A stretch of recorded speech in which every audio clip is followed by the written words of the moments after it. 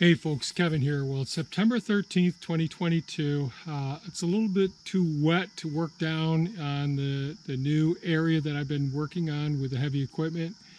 I may do some excavating up some heavy gravel that I can use for roadways, but it's down south. They're getting quite a bit of rain today. We're getting a little bit of a sprinkle now, so I thought what I'd do is try and deal with our tomatoes.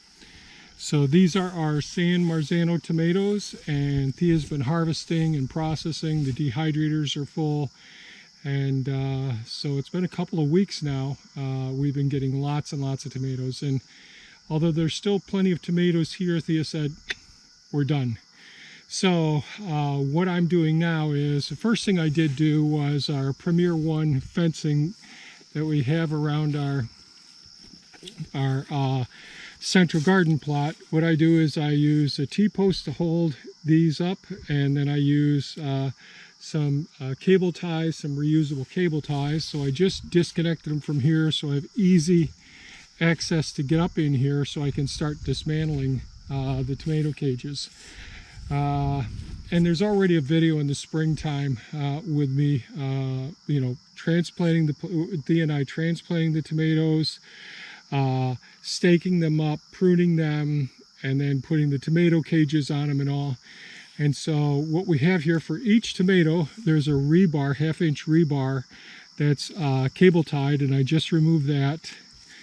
And so that's cable tied to two cages here to that one rebar, and it's done that way all the way down.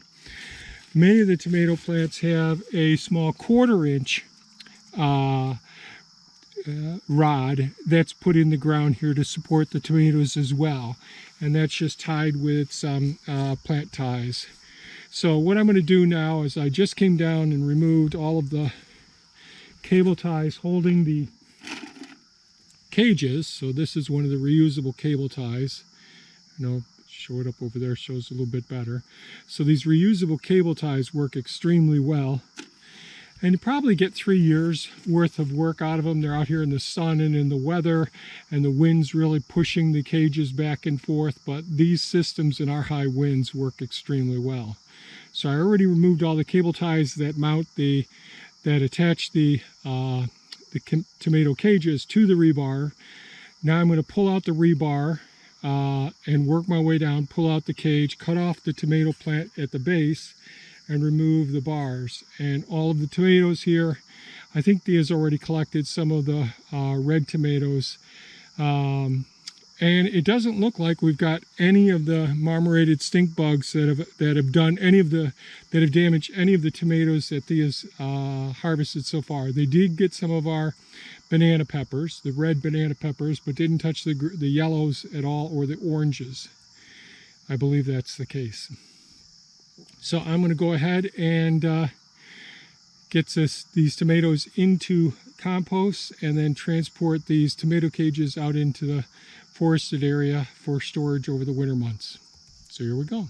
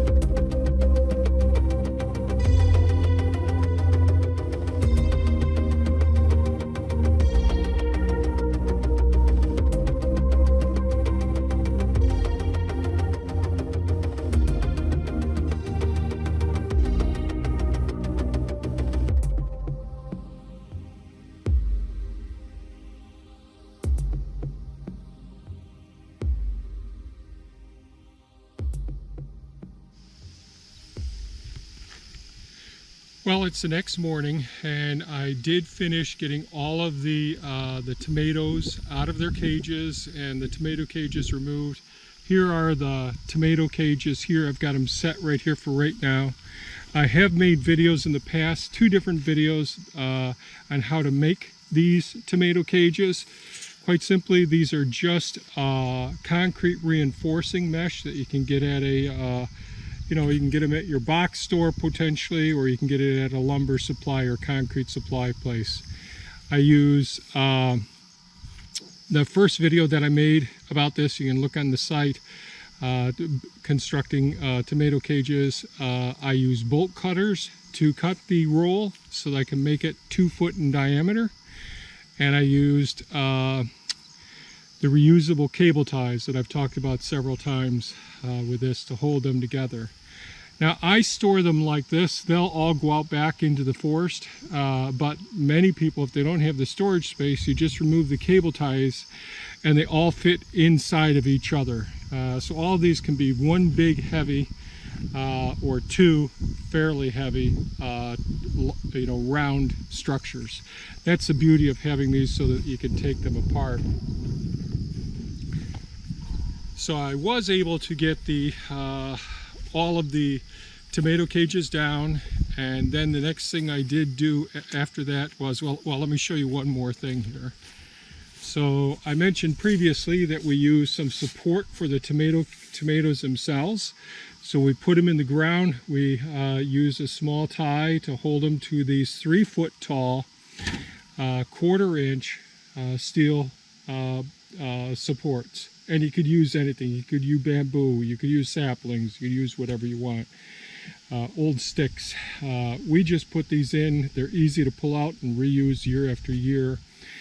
And those are 3 foot tall. We got these ones at Tractor Supply. The rebar here, this is 1/2 inch rebar, and they go on either side, both sides of every single cage. So one rebar supports 2 cages. And we bought them in 20 foot lengths from a concrete, the place that you order ready mix, or where you order your concrete. I went over with a trailer, cut these in half so that they were 10 foot, and then cut them in half again. So now they're all 5 foot long, and that works out good for the tomato cages. So once I got the tomato cages out and got all of the tomato cleaned up from here and all of the plants put way out back in the compost pile out back there, then I came back this morning and pulled back the weed mat on the tomato bed here. This one was already pulled back. They had pulled back and pulled back the drip tape. I pulled back the drip tape on this side as well. And then I used the garden tilther to go down there and just disturb. It's like a tiny little rototiller that's run by my little DeWalt battery operated drill. And that goes ahead and just breaks up about a 1/2 inch, 3/4 of an inch of the surface of the soil.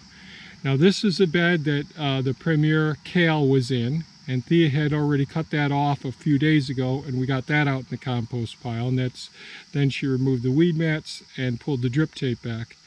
And yesterday, during the process of starting this in the morning part, we did get about a little over a tenth of an inch of rain. So that helped to really moisturize this bed here, since it was already fully exposed. This one still had the weed mats on it at that time, and you don't get as much penetration with the water on it, so I extra watered this bed. So then I went ahead and took our cover crop seed, this is what it looks like. I think it's a little over a month, maybe 5 or 6 weeks now since we put these couple of beds of cover crop in. And see, it's growing really, really well. It's fixing nitrogen from all the legumes that are in here.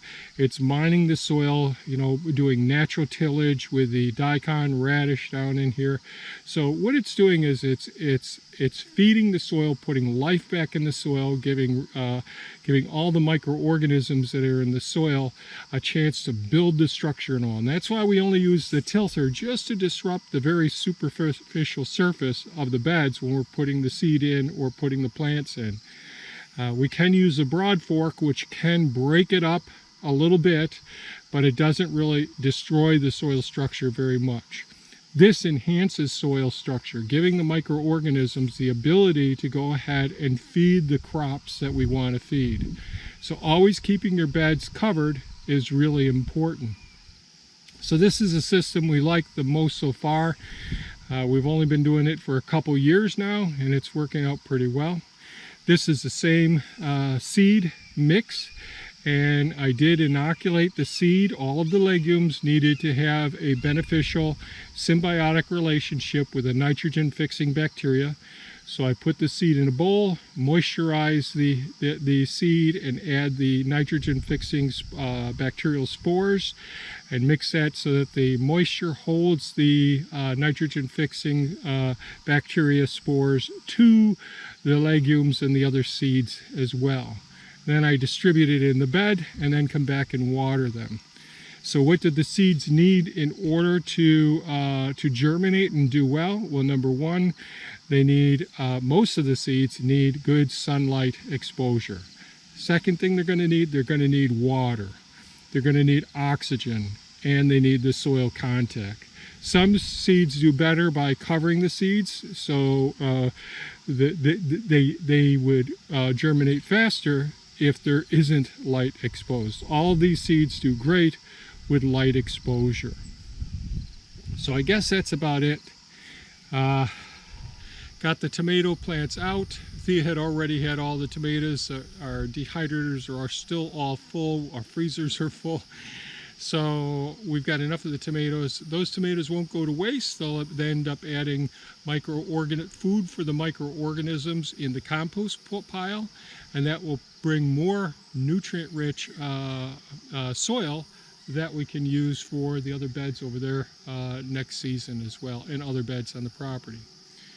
And I think that's about it. If you have any comments or questions, please leave them below. I'll try and get to answering some of the questions in the near future. I really do appreciate everyone's comments and questions, so please keep them coming. Just a bit overwhelmed at this point trying to get things done around here. Thanks so much for watching. Give us a thumbs up if you found this of value, and have a super fantastic day. Bye-bye now.